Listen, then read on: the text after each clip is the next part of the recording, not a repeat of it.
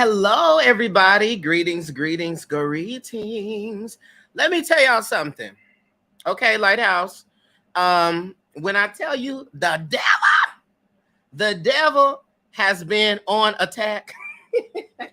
The devil has been on attack. Let me tell y'all what happened before we get into the things and I say hi to everybody. Listen, I was on here ready to go. I had on a whole nother outfit, y'all. I had on a whole nother outfit. And I had my juice and it dropped. Lighthouse, the juice dropped. The juice dropped, y'all. All over my stuff. I had to run downstairs. Honey, I had to change clothes. I had to do the whole thing. But guess what? We're here. Then I started the live. And then the chat was disabled. Y'all, it was a lot going on. But what I've learned is that when you have all those complications, it's because something great is getting ready to happen. So let me just go down and say hi. Hey, Tracy. Hey, Samitra. Hey, Chani. Hey, Dee. Hey, Christina. Hey, Lori. Hey, Lynette. Hey, Lynn. Hey, Kayleen. Hi, Ebony. Greetings. Greetings to everybody watching here. So happy that you are here today. So without further ado, because we had enough adoing going on. Without further ado, today we will be discussing the truth about therapy, about brain health, and about burnout. So those of you who have been watching me for even just a little bit of time, you know that I don't dare talk about the spiritual without talking about the mental. I don't dare do it because that is not the truth of what it means to be holistically well. In order to be holistically well, you know, you got to have the body right, the spirit right, and the mind right. And so we have a very, very, very, very wonderful guest here who I'm going to bring up in just a second. I just need to tell y'all that there's some people you meet and, some folks, especially when you meet them at, work or a convention or something, you're like, okay, they're cool, whatever. But when I met Dr. Kimberly, it was a whole different thing. So let's go ahead and bring Dr. Kimberly up. Dr. Kimberly, hey. Hello. Good to be Dr. here. Kimberly, wasn't I going through it? You were going through it. I felt for you. I was like, oh, this, it's hard. It's hard to recover, but look at you. I'm proud. Listen, I'm here. I wasn't burnt out from it. Okay. I'm here. Resilient. So yeah, this is Dr. Kimberly VanBuren. I met her maybe a month, maybe, I don't know how long. It's been weeks. I know it's been weeks definitely ago. At a Black business event that we have here in the city. And we both were on a mental health panel. And there was also, it was an open forum type of thing. There was question asked and we responded to those questions, so forth and so on. But,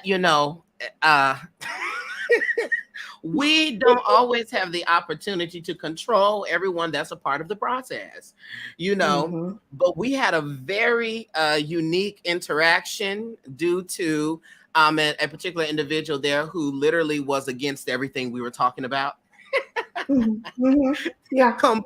Completely against us. In fact, at the end of us talking, stood up and said, I was going to say something, but all y'all kept talking. I'm not rude. Yeah, but because I'm not rude. Never mind everything y'all was talking about. And we were sitting there like, dear God. Okay. And so right then, between our cracking up, between her having her nails in my back, while we were listening to the foolishness, I said, I've got to bring Dr. Kimberly up to talk about this. So Dr. Kimberly, can you just go ahead and give us an introduction on who you are and what you do? Well, thank you so much, Darcel, for having me. My name is Dr. Kimberly VanBuren, and I am a a licensed marriage and family therapist. I have my PhD in industrial organizational psychology, and Mm-hmm. I'm a prevention coach. Right. And so Yes. I've been in the game for a minute, you know. Come on a Mhm. minute. Longer than I like Yeah. to admit. Mm-hmm. Wait, what did you say? Mhm. Longer than I like to admit. Not longer than you like to admit. Yes. I got that. I got that. So let's just hop right into it.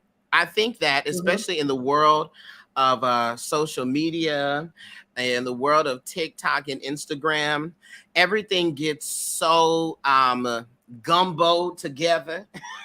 Different Yes. Yes. practices, different definitions, different facts, and different truths.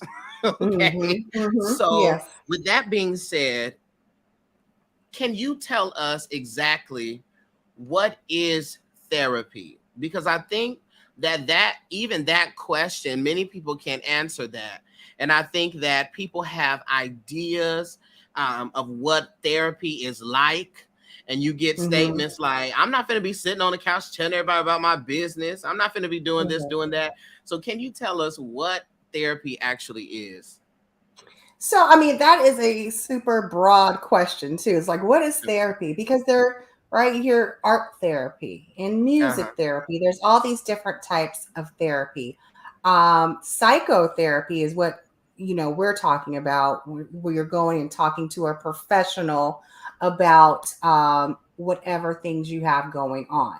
So, and I know we had talked a little bit about coaching versus therapy.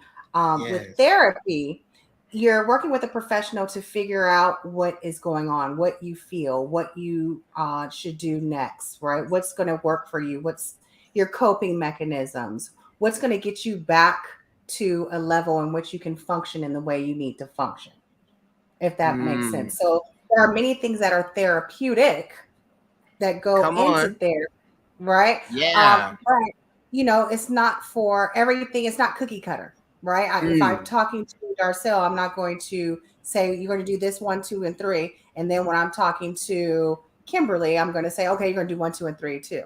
It doesn't really work that way. You're going to do something that is efficient and effective for that person. So it's right. about helping that person because you're not the expert on their life. They're the expert on their life. You're just there to help them through it. Hmm. Yeah, yeah, yeah. I Mhm. love that. I love that perspective. That reminds me of watching Iyanla Fix My Life, and she was like, I'm not actually here to fix your life. I'm here to Mhm. give Right. you tools and assist you so you can do the work for yourself, and not that I'm Mhm. supposed to do that for you. So with that being said, you talked about we mentioned you mentioned that there's a difference between what is therapy and what is therapeutic. But I think ultimately, a lot of people are going with more natural routes, if you will, or Mhm. spiritual routes, or neighborhood routes to sort to Mhm. certain Mhm. things. And I think a part of that is maybe not really seeing the benefit of it. So, for you in your years of practice, have you seen significant change and progress in your clients that you started with? And then, I guess, once you finished with them? When I'm finished with them, huh? When you Um, finished with, or when they said, okay, okay, you that's guys are enough. good. Yeah, you guys are good. No, you do see progress, like we would like to see with anyone going through life, right? You would like to Yeah. think that you're not in the same place that you were this time last year, that you've learned more, you are wiser, at least about your own situation. So, I do see progress. And then you have to remember too, when people come to therapy, the way it's set up right now, people don't even go to therapy until there's a big problem.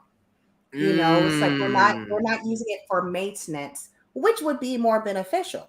But if you're coming for this significant issue and then it's been a while, well, yeah, then it's going to be better usually. yeah. So it's really about perspective in which you want to use the therapy. Yeah, I love that, to utilize therapy as something that is maintenance. And I think we talked about this, or maybe I talked about it with on the holistic health panel, but what I said was, you know, you should not wait until you are in collapse to Correct. get Yeah. support or Right. help. I was like, a lot of this, and I think the goal here is to do some preventative work before it gets out of Preventative. Yeah, control. And I absolutely. Go well, ahead. and I'm I would sorry. say that um, when we were talking on the panel, I was like, listen, I know we know about herbs and all that stuff, but if you are in the middle of a heart attack, I don't need you to be running to your cabinet saying, now which herbs do I need you to go to the hospital. Okay. Yeah. Yeah. At Yeah. that point, you wasn't taking Mm-hmm. care of the blood pressure, the cholesterol before. I need you to go Yeah. straight to the Straight hospital to the for that. hospital, to the ER. Yeah. Yeah, and so we treat our mental health sometimes like that as well. We're waiting for this big crisis before we even go to seek help. And don't get me wrong, it will be helpful, like you said, better than having a heart attack on your own at home. Yeah. However, it would be even more helpful if we took care of ourselves every day, and Yeah. use therapy as preventative and not in a crisis. And Yes. so that's really what you're starting to see more of now. You're starting to see more people going to therapy on the regular basis and not just when they're in crises. Gotcha. Gotcha. Hmm. Okay. So for you, why become a therapist? What led you to this path? Oh, so very much. No. Um, I think I started off nursing, right? And I was in the military. I was in the Air Force for 8 years. And Mhm. just talking to people and realizing that was really my gift, Yeah. of talking to people, building that rapport, making them feel comfortable, making them feel like this is a safe space for them. Mhm. And so I started, I got out the military, went to grad school, and here I And am. there you go. There you go. Yeah. And Yes, so yes. what keeps you motivated as a therapist? Is it the progress you see? Is it the connection? What keeps you motivated? I think it's the need. I think it's the need Mm, because so many people are in need, and I think that's what keeps me progressing in the field and not becoming jaded or burned out with it, because I keep moving along with what I'm seeing in my practice, and so mm. like burnout right now is so huge, and so that's what I've really been focusing on. So that keeps me motivated to help more people through that process. Gotcha. Gotcha. Come on, Mhm. seeing the need. Seeing the Mhm. need. And you do. I think it is something also spiritual about recognizing that within yourself that, not everybody, people don't even have the demeanor to assist people. Right, They right. the tone, a real aggressive. I can think of like in the church, like when they would say about ushers, like you don't have the correct demeanor to be an Yes, usher right. Come to on. be of assistance. Right. Yeah. Right. And so I love that. And so before we get into the conversation about burnout, you know, most of my audience, most of the lighthouse are of the African American experience. Hmm. And one thing that we can all attest to is that in the Black community, when we hear mental health, all of a sudden it's old cousins, it's colloquial cousins, crazy in the head, Hmm. all of these Hmm. different Hmm. scenarios and all of these what's the word I'm looking for? Narratives come up about Right, mental right. health. And so Hmm. I think as a community, we tend to shy away from mental health and mental wellness because we think that it means that there is something wrong with us. And Right. and we will be anything but wrong. Because when Hmm. something is Hmm. wrong, it's like a moral, it just has this big heavy weight then that I actually don't think that it needs to have. But from your perspective, what is the disconnect between Black people and therapy? Cool. I mean, I wish I had the exact answer. Right. 'Cause then we would all be enlightened, right? But I think that for us, it's unfamiliar. right? It's not anything that we grew up knowing about. So anything that's unfamiliar, we're a little bit leery of. And as a part of the African American experience, as you called it, Yeah. I think that being distrustful of systems is something that we all kind of were raised with, and rightfully so. You know, there were so many systems that were not for us, you know, that would Mm. try to harm us. So this might have seemed a little bit like one of those. So people shy away from it.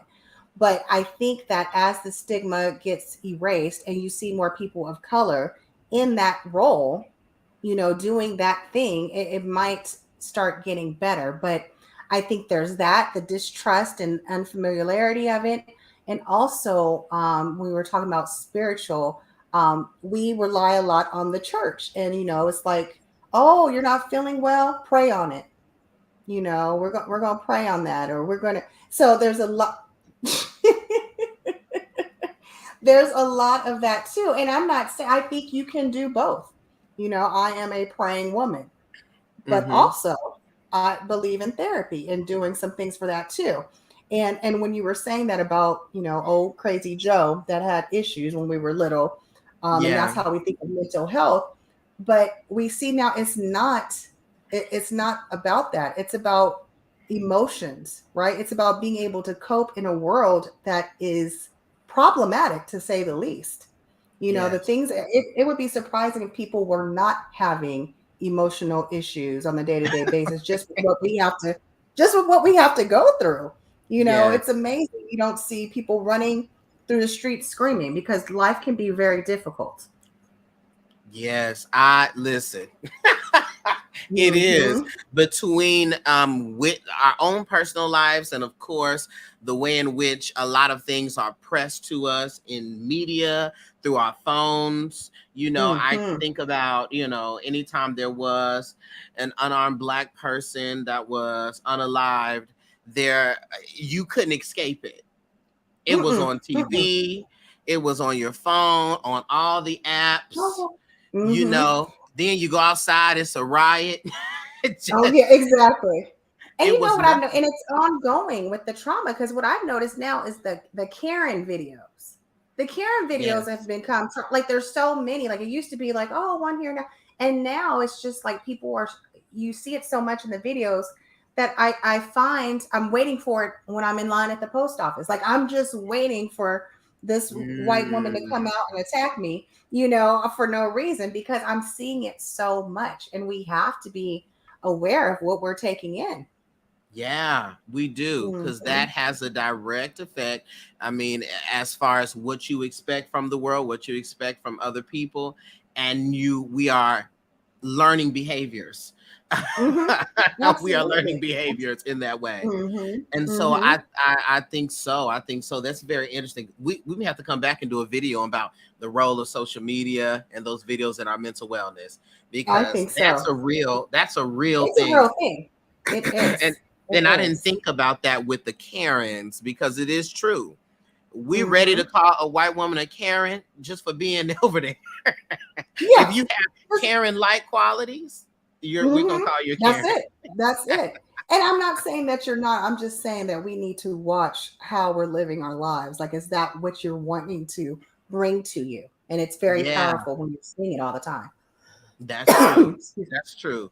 So, zooming in a little bit, we talked about the distrust between Black people in therapy due to the systems, but for Black women in particular, when it comes to Black women being taken seriously about their mental health, we know that there is, I mean, it's been a lot of studies about how Black women are neglected in hospitals for like pain Mhm. medicine, and the amount of deaths from birthing complications, you know, Absolutely. all of that. So, in the mental health field, and just as a Black woman, do you believe, or have you experienced that Black women and their mental health concerns are not taken seriously? I I would say yes, but there's a caveat to it. I wouldn't say that they're not taken seriously. They are often misdiagnosed, right? I feel Mm. like Black people in general are misdiagnosed when it comes to mental health things. And you see it so very often. Sorry, I'm like choking out of nowhere. It's okay. You see it so very often with kids in the school system. If you have Johnny White kid who's having an issue, it's like, oh, they're having anxiety or an emotional attachment disorder. But little Jerome is having an oppositional defiant issue, right? And so just the Mm. way they're diagnosing the children could be different. And so when you are having when you're talking about Black women in therapy, it might be considered less depression and more, anxiety or things like that, so just the misdiagnosing because of this stigma for Black women being stronger and and that will be the Mm. death of us if we are not willing to get away from the whole Black girl magic. Don't get me wrong, we're awesome, we know that, but you don't have to take it all, and be so resilient that you don't need any help from anyone, because that's what's going to end up killing us. Yeah, that is Mhm. definitely a narrative. I mean, thinking even about I can't think of his name exactly, but I remember experiments done on enslaved African women when it came to childbirth, and it was put in Oh the yeah. reports that Black women are able to bear a superhuman amount of pain, and it's Right. amazing how that has carried on Hmm. both in the medical field, but also how it's been internalized, you Oh, know, absolutely. that you Hmm. just have to be in this position. Yeah. Yeah, that you're stronger, you can handle it. You're not, and I mean, we've internalized it too. It's like, I'm not weak. I'm not, I can handle this, to the point where, don't get me wrong, we are strong, we are resilient because we've had to go through so much. But that doesn't mean that you can't reach out and ask for the help that you need when you need it. And I think that's the difference, right? It's one thing to be able to handle things, but it's also another to ignore the signs that you need help. Hmm. Mm. Hmm. That's good. That's Hmm. good, Dr. Kim. That's good. Lynn says the doctors don't take time to diagnose Black patients. They are rushed through appointments. I've heard people say that as well, Hmm. that even the Hmm. experience sometimes can be, um, just very daunting and just the overall treatment. But that is when Right. it's like, listen, girl, I understand you have attitude. Okay, but you're going to give me the things that I need. Right, right. Give And me. and that's when it's Mhm. important to advocate for yourself, because so often, like, if the doctor is trying to rush you through and, acting like, oh, well, it's just this or it's just that, or, the thing is now just to give you a pill. It's just like, oh, here, take this pill and you'll be fine. So knowing some information yourself, doing some Google, some Dr. Google, some Dr. TikTok, in order, and I'm not saying you should listen to everything you see on TikTok or Google, but have some idea of what you're Yeah. talking about when you go into the doctor, so they can't just rush you. It's like asking them, did you check my vitamin D level? I saw a lot Mm. of women in my office who were experiencing symptoms of depression, but they all had a low vitamin D. They had a vitamin D, Mm. and that can show up as being yeah, it can show up as depression and everything. So I was telling everybody, make sure your doctor's checking all your vitamin levels, right? It's so often that we're given a pill when what we really need is supplements or something holistic, someone to talk to, right? So Mm. yeah, and I like that. I don't know who just said that. I saw the comment that you make the doctor wait. Absolutely, I make my doctor wait. Yeah. Come with questions. Yeah, you come with questions, specific questions. And don't let them tell you differently. Like, oh no, it's not that, not it. Okay, well, why is it not it? Tell me why Yes. it's not. Tell me why that's incorrect. Yeah, yeah, yeah. And Hmm. so Tracy just posed a point in the comments, and I know we're not even at the point to ask questions yet, but I think this is in the vein of what you're saying. She said the amount of therapists you have to go through to find the right one, because some of them are just there for the check. So for you, right? And I know this puts you in the hot seat as a therapist. We're like, "Duh."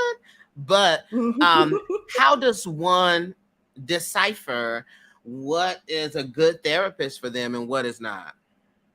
That's a great question, Tracy. And I mean, I am giving you much props for going through and keep looking, Yeah. because so often, I mean, if you're already a little bit resistant, or not resistant, but concerned about finding a therapist, then you go to someone that doesn't work for you, it's very likely that you would just say, okay, forget it. I'm just not going to Yeah. go to a therapist. So continue to look.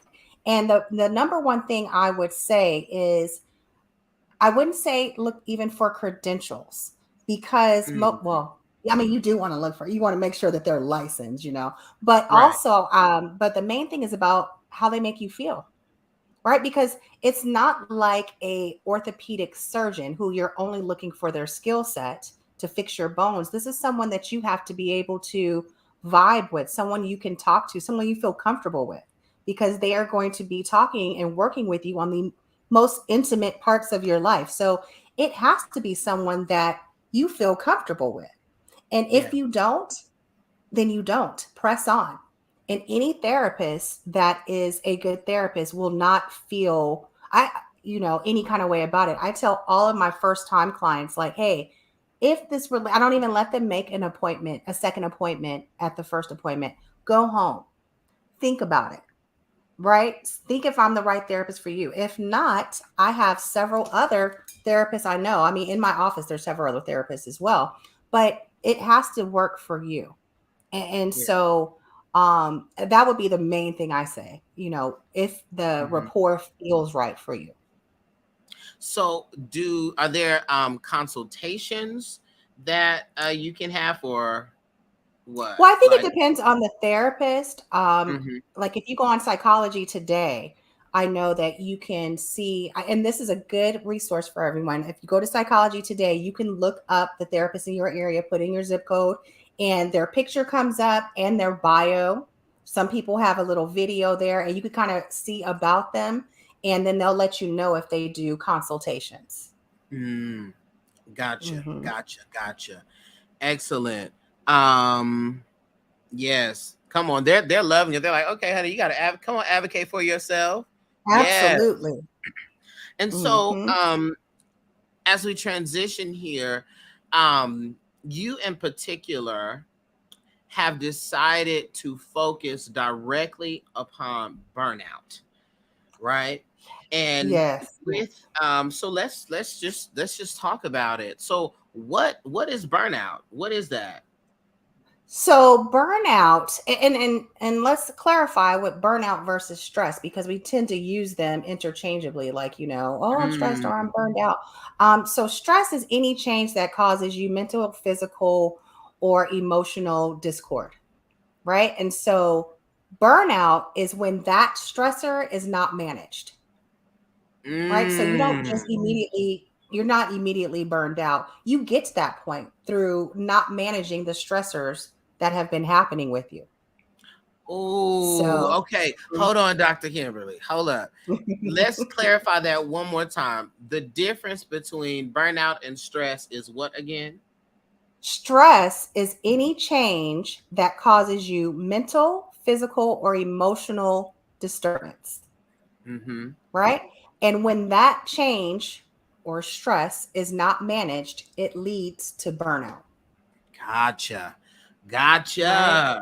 Gotcha. Yeah. So yeah, go ahead. Go Mhm. ahead. Talk No, that. I was just gonna say, and I got to this point, because it was through me, my own experience, which I think a lot of people in whatever profession they're feeling passionate about is because they have experienced something. And I remember like 2007, this is my burnout story. Like I had a lot of things that changed for me that year, and they weren't all bad, right? And I Yeah. think that's what gets a lot of people confused. It's like it has to be bad things that are causing me to feel burned out. No, it could be some good things too, right? Because like in Mhm. 2007, like I'm saying, I got married, I moved to Texas, I got a new job, I was doing all these things, and they were all mostly positive.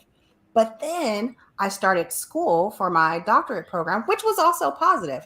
But the effects of all that stress at one time was not positive.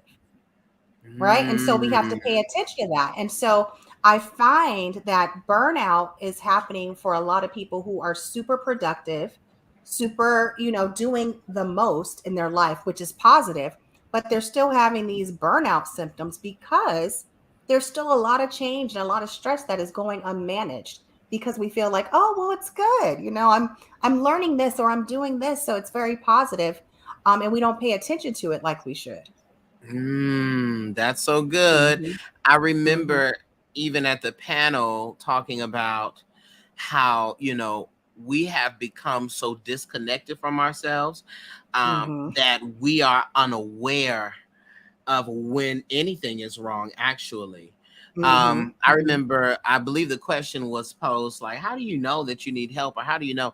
And one of the things I said was, if you keep waking up and it's Friday again and you don't understand Right. anything that has happened Right. from the last Absolutely. Friday to this Mhm. Friday, there's something that you need assistance with.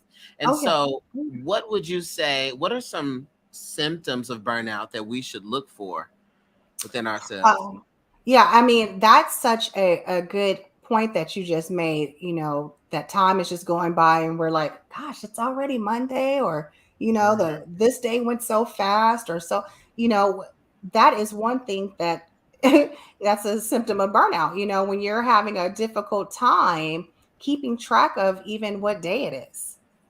Right? When you're Mm. losing time, you're not present in your everyday life. That's a symptom, right? I mean, because we should be able to we have to, in order to maintain our mental fitness, be able to be in our bodies and be present in this moment. Yeah. Every day. Maybe not all day every day, but at least every day, to be able to get adjusted with what's going on around us. When we're not, we're just like a feather in a breeze, right? We're blowing around, getting caught up in whatever takes us. And that's what leads us to burnout and stress because we're not stable, we're not set in anything. We're not focused. Hmm. And And so so when you were speaking about the difference between burnout and stress, you talked about how it was essentially unmanaged stress, unmanaged. unmanaged Unmanaged. stress over time, Mhm. right? So, what are Mhm. some other indicators that we can look for? Some of the other indicators of burnout is feeling extremely tired, like not just regular tired, but exhausted. Like I can't Mm. move, I can't do the things that I need to do. When my functional impairment, I mean, when my functions are impaired, that's a sign of burnout, right? When I no Mm. longer am wanting to do the things that used to bring me joy. Like I used to go walking with my friends, and now I'm just like, oh, I just want to sleep, right? Sleeping Mm. too much, sleeping too little, right? Because a lot of Mm. times with burnout, people are laying in bed when they should be sleeping and they're just running their list for tomorrow over and over again. Like, okay, I need to do this, I need to do that, right? Having this never ending hamster wheel that you're on and feeling like you're unproductive, you're not getting anything done, but yet you stay completely busy and frazzled all day long, right? These are the things that you have. That's burnout. Oh goodness. I'm sitting here thinking, I'm like, dear God, am I in burnout? Because it's been many a times, even Hmm. because, and I love the fact that you point out that it doesn't have to be negative things, because we always think that it's just you got a lot of stuff going on at home that is, bad, or bad things going on in your life. It can be a lot of positive things happening. Like I can remember actually about 4 or 5 months ago, Hmm. just doing what it is that I do here. And I love this. I Hmm. honestly, don't want to do anything else. I love doing what it is that I do. However, I would wake up and I would be like, I don't want to do none of this. Hmm. I don't Hmm. want to do it or anything. And I realized that I was working all day and night, Hmm. Hmm. especially when it is online, or when, through this virtual space. Because Hmm. anytime I was on my phone, I was in my email. I'm like, oh, I need to do my email, or I need to look at comments, or I need to do this. And I think especially in this age, making those distinctions between work and home. That. Right. I mean, work-life balance. You hear that all the time, right? How do I find this balance? There are several things that we can do in order to prevent burnout.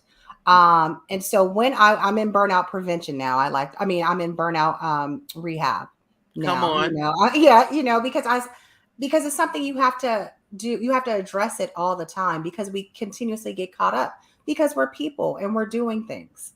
Right. Yeah. And so we continuously get caught up in doing things. So you have to stop again, hit the reset button and reassess what's going on. So there is a model that I created, 5-step model in order to look at our lives and see what's going on so that it will stop us, it will prevent us from getting to burnout. And the first thing is assess. We were talking about that on the panel. I was just like, assess, because we're so busy doing in our lives that we don't take the time to sit down and look at what we're doing, right? We're just doing, Yes. constantly going, and then we're crashing.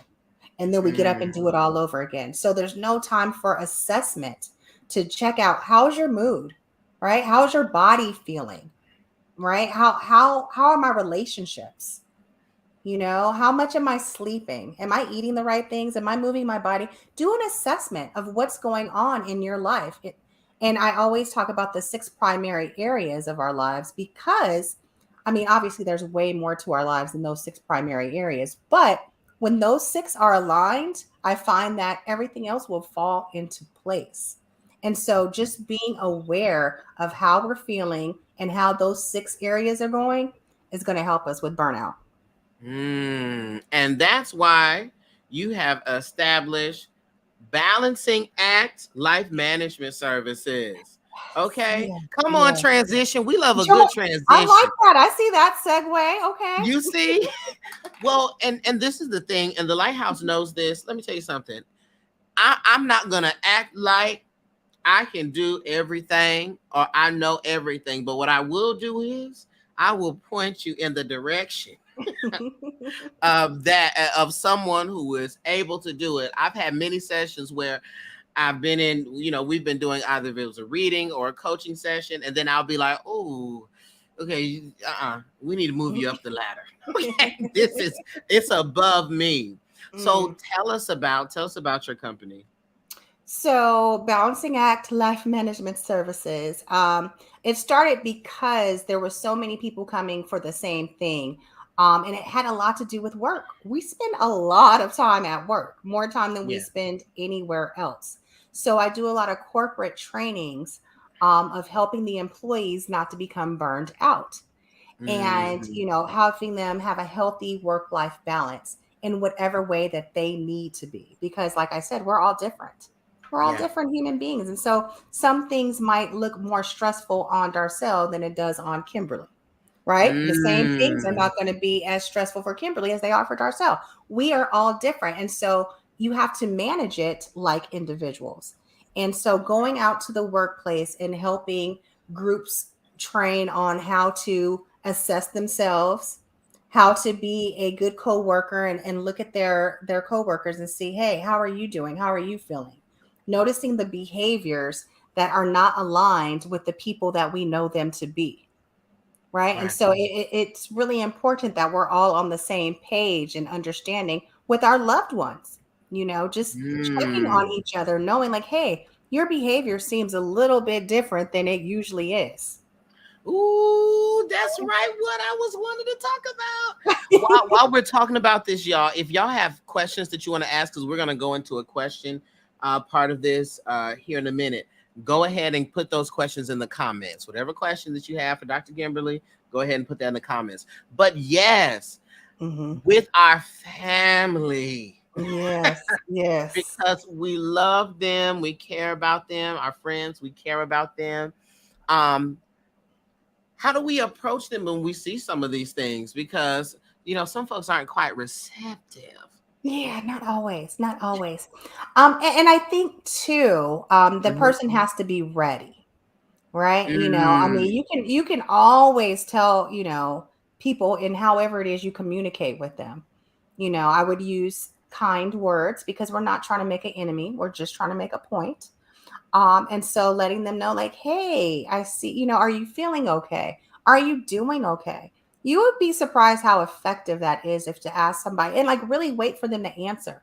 Look them in the eyes, look them in the eyes, and be like, hey, how are you doing? And wait for them and be intentional about it, because so often we ask people like, hey, how you doing? We keep walking, and that doesn't feel like you really care how I'm doing. So, asking someone how they doing can be more effective than you think. Waiting for them to answer, and then maybe a follow-up question. Last time we talked, you were talking about your job. How is work going? How's your Yeah. daughter? How's your man? Right? I think that though all those things are really important as we are talking about family, friends, coworkers. Gotcha. Mhm. Gotcha. Yeah, because there was a lot of things that I witnessed.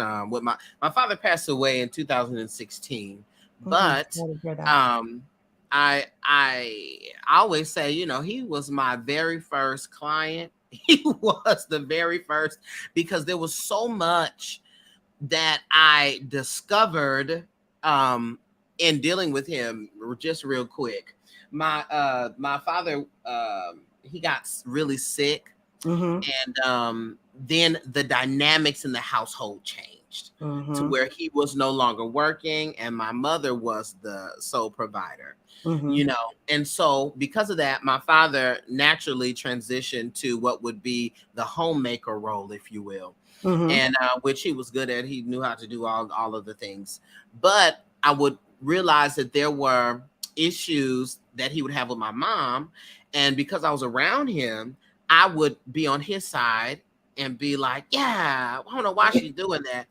And it was definitely unhealthy, but he literally didn't have anybody else to talk to about Mhm. the Mhm. things. And so I started to feel some type of way about my mom. I'm like, why are you doing this? Mhm. Mhm. Until Dr. Kimberly, I witnessed a breakdown in communication between the two of them. Mhm. And I talked to my dad, and he had a completely different perspective of what happened than Mhm. even I did. Right. And I was Right. like, wait a minute. Yeah. Like, what happened here? What I happened said, here? there is something askew. And it was at that moment I said, there is something about the way, rather his lens on this, Mhm. that Mhm. I'm like, we were in the same room. Like he's saying things and I'm not even saying intentionally exaggerating things, because that was what his experience was. And so I noticed how traumas, as I started to ask him about his life and things, I said, this is what's happening. Mhm. This Mhm. you trauma has literally informed your lens on life, and you were having a completely different experience. And And not so, just mhm, trauma, not yeah, just trauma. All of our experiences up thus far are coloring our lens, if you will, right? We are mm, seeing everything that happens around us from our own perspective. And that perspective is not reality, And so we have to mm, understand that. And so often we get so stuck in, this is what happened. I know, I saw it, but that's not always true. That's not always true. And so being able to loosen up your grip on what you know is yeah, really the key of healing and getting better and doing better. And you were talking about family.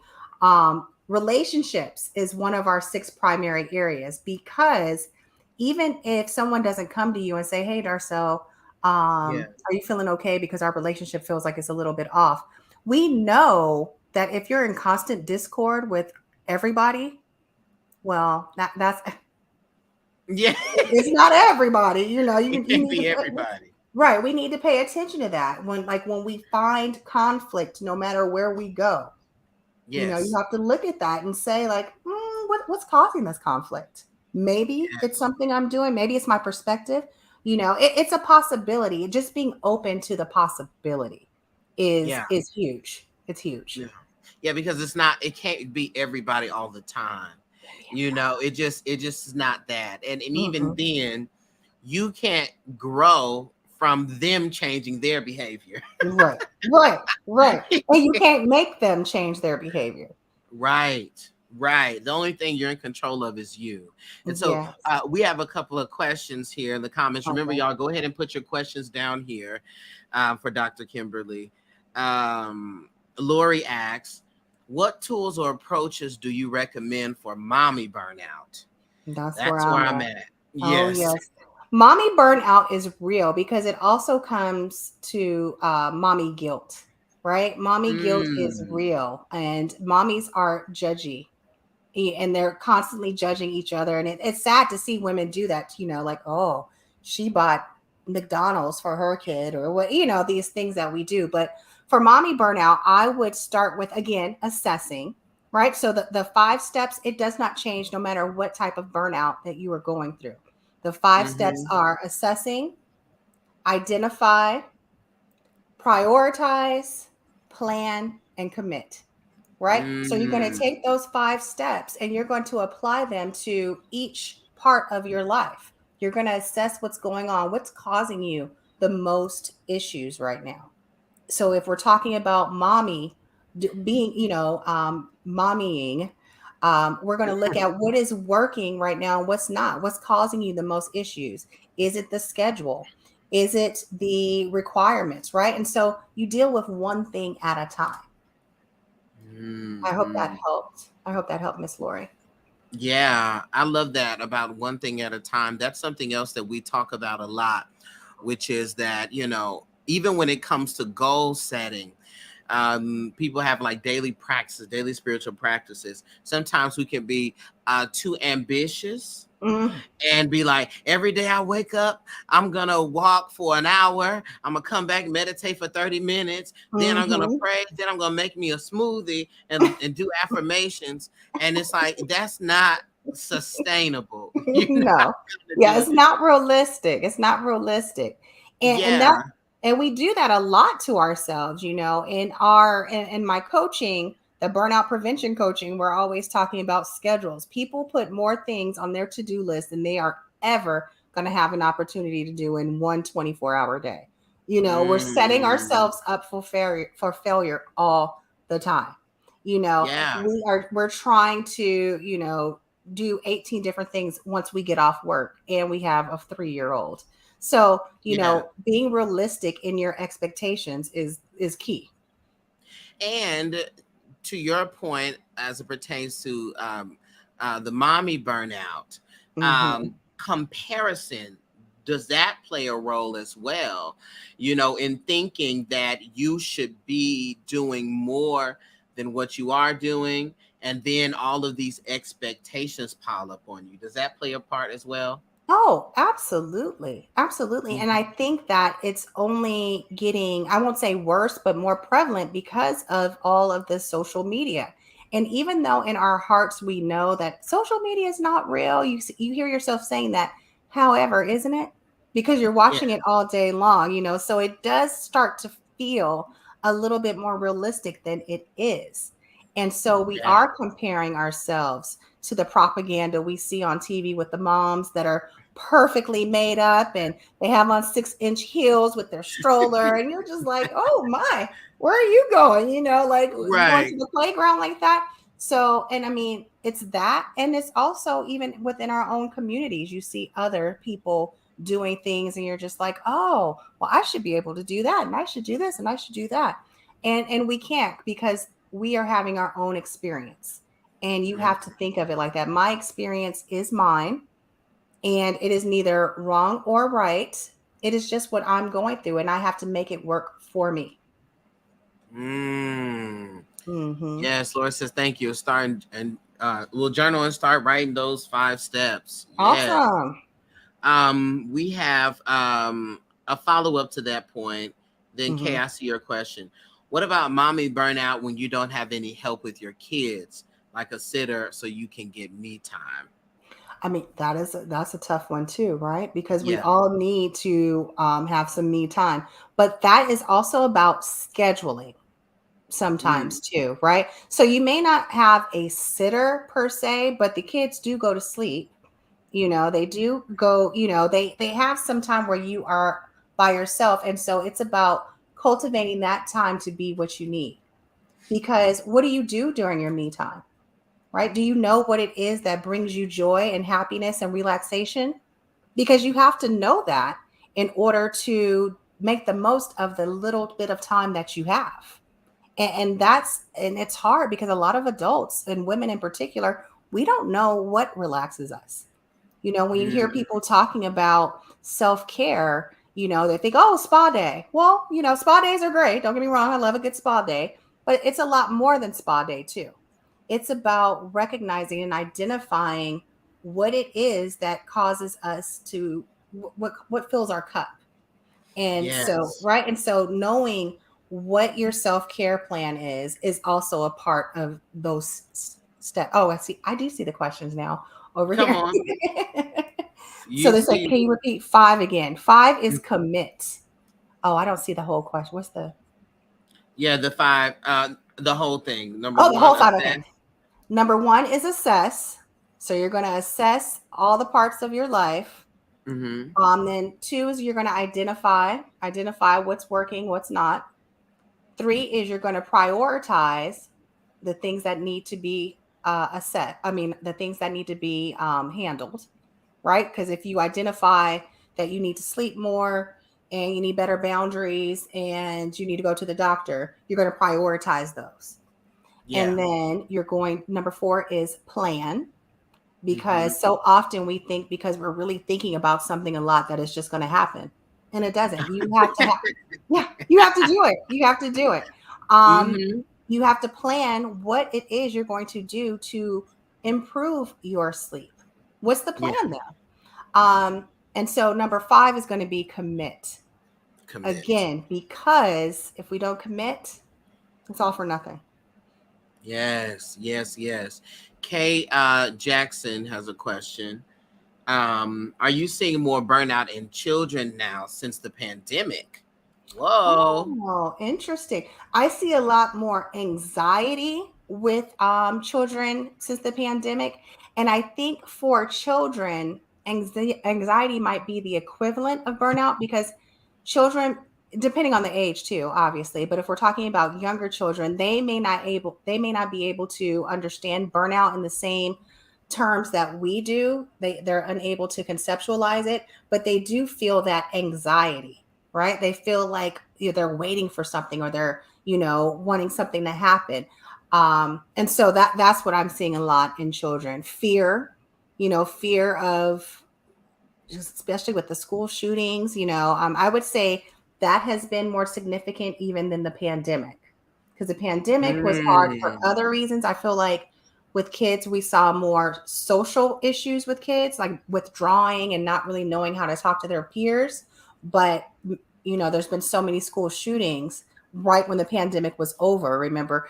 And so for that, you see more fear and anxiety. Well, I've mm. Yeah, definitely. I remember teaching during the pandemic. Dear God, mm-hmm, mm-hmm. that was, oh, that was.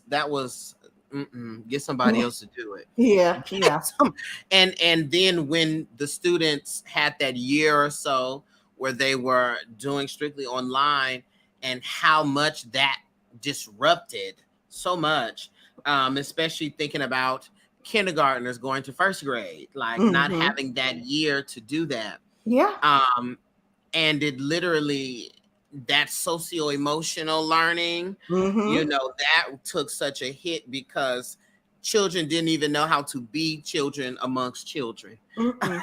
Yeah, and just like with adults, people have forgotten how to people, and you Yes. see that a lot now with people going back into the workplace physically. You see a lot of companies leading people back, and it is difficult. The transition has been more difficult, I think, than anyone really imagined, because we have forgotten how to people. Yeah, yeah. Now let me ask you this, y'all. Y'all can remember, you can put your questions in the comments. But let me ask you this. Um, because you are a licensed marriage and family therapist, when when we're talking about burnout, can you be in burnout with your partner? Um, yes and no. So, Okay. a licensed marriage and family therapist, if I'm dealing with a couple, there are some things that are kind of inherent to couples that they're going through. And usually it's surrounding communication, right? Okay. But burnout would be personal. And so what you said is personal. And so that's Yes. something because your partner can't really help you with your burnout. So I do burnout prevention coaching and then couples therapy. So those would be very different. The approach. Gotcha. Mm-hmm. Gotcha. It's personal. So can't be blaming your husband Yeah. or your wife, or Yeah. you can't Like blame you him. burning me out. You No. burning me out. No. You burning yourself out. Okay, Right. yourself is Right. experiencing Mm-hmm. burnout. Ebony asked, relating to the children, how do you help children through this anxiety that they're experiencing? Um, Hmm. age specific, we're going to work with them where they are, and you're going to provide them with the coping skills that they can understand. So I would say for littles, 6 and under, you're going to approach that different than you would 6 and under, I would say. And again, this is child specific because we all know an 8-year-old that's really 30 in their soul. So Yes. your child, it feels a little bit more mature, you're going to act accordingly. But 6 or 7 below, and then 7 to about 11, right? That's another age group. And then I would say like 11 to the preteens and then the teenagers. Oh, Oh, preteen so and she's teen. preteen and teen. Yeah, Yeah. preteen and teen. And so for preteen and teen, you want to help them like you would with a teenager or an adult with mindfulness.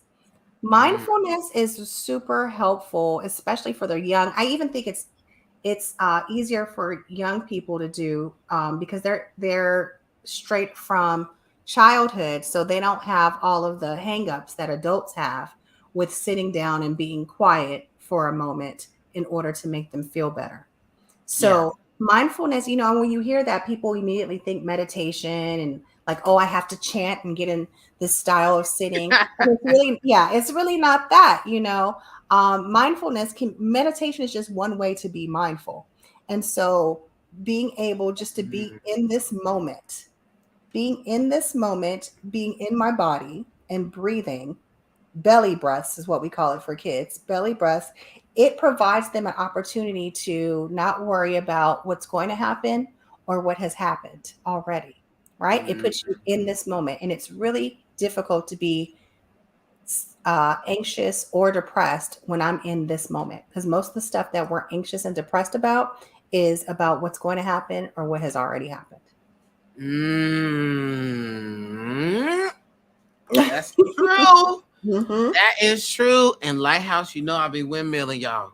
Hmm. I'll be windmilling y'all and myself about that because yeah, there's so many things. That's that disconnect. Like Hmm. you are all the way into next week Yeah. worried Yeah. about how's it all gonna come together. And then one thing that I know that has helped me before is I made a worry journal Hmm. where at the beginning of the Yeah. week, I like on Sunday, my reset day, I Hmm. would write out all the things I was worried about for that week. And Hmm. then at the next Sunday, look at all the things that did not happen. Right. Right. Absolutely. Absolutely. I mean, that's so smart to do because we're worried about things that there's no need to worry. Yes. Period. Hmm. Yeah. Period. Because Period. it all ends up and it all works out. I Hmm. love that. So what you have coming up here is a Stop the Burnout Masterclass. A free masterclass? It's a free masterclass. Y'all, hold up, y'all. It's a free master class. It is Please a tell us free about that masterclass. master class. Absolutely. So, in the free Stop the Burnout, Start the Reset masterclass, we're going to go over the 5-step flow model, right? Facing life's obstacles is what I called it, because that's what I was doing at the time. I was facing my life's obstacles. And so we go over the 5 steps way in depth so that you can take that 5 steps and apply it to any part of your life. So that's what this masterclass is about and just helping us all prevent burnout. And we learn about the 6 primary areas of our life, which are your mood, your sleep, relationships, your health, your productivity, and your schedule. Right? So those are the 6 areas that once you have those 6 areas aligned, things will fall into place. So, I hope to see you guys there at the masterclass. It's going to be good. I do them periodically, just because we need to be on this path because we can live a healthier way. And a lot of things like Yes. we can't do anything about, but there are a lot of things that we can. We can. Yeah. We can actually work on Yes. some of these things. That's it. And Mhm. y'all, I have now, first of all, it's 20 of y'all that's on here right now. And we've been fluctuating in between this whole live. So that's 20 spots that should be filled. It's free. Mhm. It Mhm. is a free master class, Yeah. okay? With a Black woman doctor and therapist, okay? That's right. Let's get clear here. And that's one of the things that we talk about, representation, and I love you made that point earlier about how important it is to see us in these roles and these Mhm. positions because it is such a familiar thing. Well, this is very familiar, okay?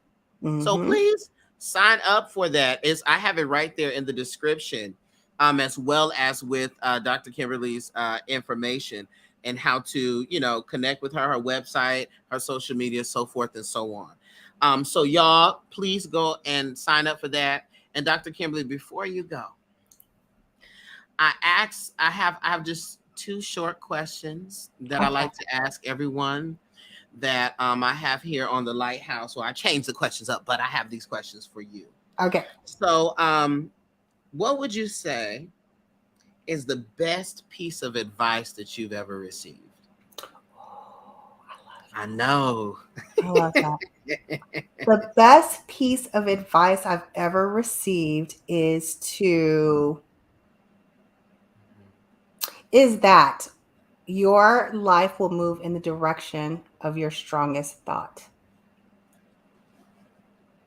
I Hold love the line. Wait. Yes.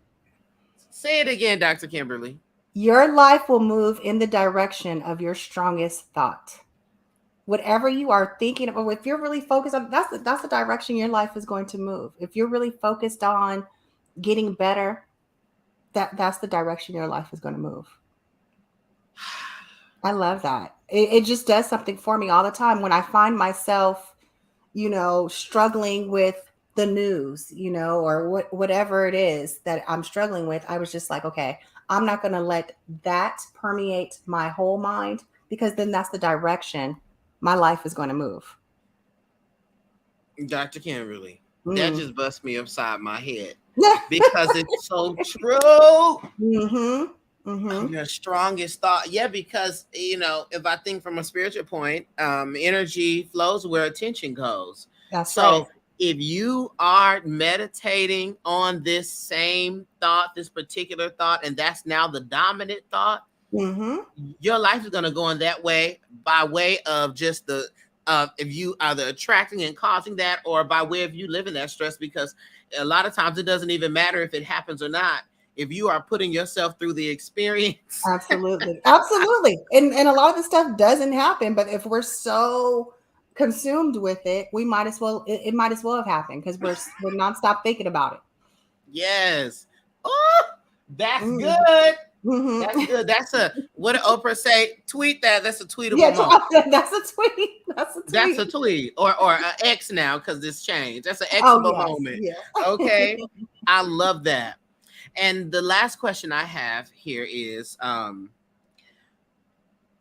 after 150,000 years of your illustrious career, Mhm. um, and you're ready to go ahead and transition into the next life, Mhm. what legacy do you hope to leave here?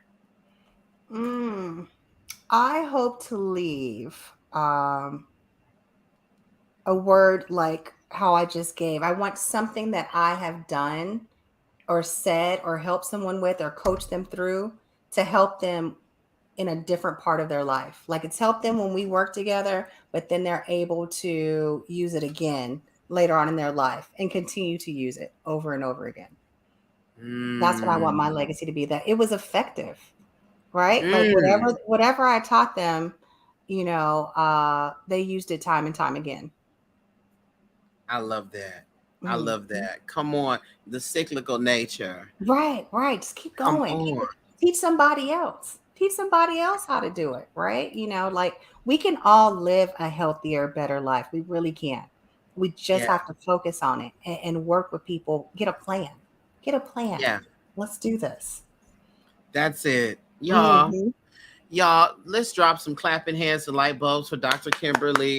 Oh, Dr. Kimberly, thank you so much for thank coming on you. here and sharing with us and helping us with some tools and tips for burnout. And I know I'm gonna sign up I'm gonna be in the masterclass, girl. So let me tell you, so it's 24 spots left. Okay. Okay. So y'all need to go, and all of her information is right there in the description. Okay, come on. That's what I'm talking about. Yeah. Even got the snaps. Come on, the snaps. Okay, is all in the description. And I promise you, this is not going to be the last time you see Dr. Kimberly on the Lighthouse on this channel. Okay, we have some things that we're working on already.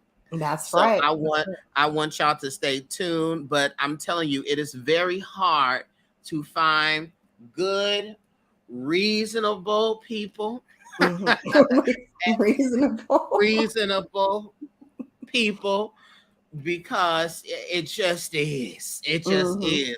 We also have an experience with that where we're like, dear God, but it's hard. It's so hard. But I am grateful to have found someone here that I know that I can trust and that you can trust too, to go and be a part of the wonderful things that she is building and to help yourself. So Well, that's thank you for all. that. No problem, Dr. Kim. I wouldn't have had you on here, girl, if I was skeptical. If I was skeptical, I would have been like, You're like, "Woo." mm-mm, mm-mm, okay. Yeah, I'm like, yeah, we'll think about something. Yeah. And it would have been, that's it. But y'all will be seeing Dr. Kimberly on here. And so thank you again. And Dr. Kimberly, where can they find you on social media? On social media, on TikTok, I am at Being Well on Hmm. TikTok, and then on IG, it is Balancing Act underscore LMS. Yes. Oh, Come somebody just on. gone. Yay. Come on. Just got on the wait list, baby. I'm telling you, the Lighthouse is signing up. Okay. Hmm. They're gonna be Awesome. there. All right. So thank you so much, Dr. Kimberly. Thank y'all, Lighthouse. I'll actually be going live in the Patreon later today. So be there. All right. Peace, everybody. Bye, Dr. Kim. Bye. Thank Bye. you.